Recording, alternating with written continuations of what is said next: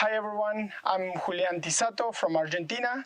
I am an instructor for Boreal River Rescue here in Canada and around the world. And in this video tutorial, we're going to show you how to make an improvised harness. For the Swiss seat, I'm going to start by putting the piece of weight around my waist this way. I'm going to leave one tail longer than the other one. About a foot is enough. Then I grab that longer one and I wrap it twice. And then I pull tight towards my waist.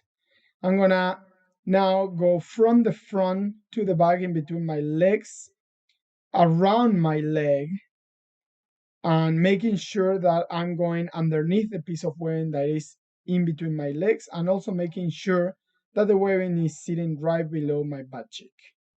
Now I'm gonna go up and around the two pieces of webbing, the one that comes from my leg and the one that comes from my hip, coming out in my inner legs, just like so.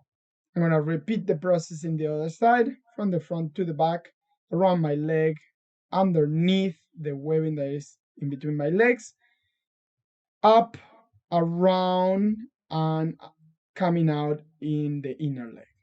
Now I take the longer tail and I'm going to make a square knot to my side and as far back as possible. Very important that we know how to tie a square knot. Right over left, left over right, and it should look like this. Now, I'm not done yet. I'm gonna back up my square knot by tying two overhand knots around it, and I'm gonna pull away from the knot in one side and in the other side. And it should look something like this.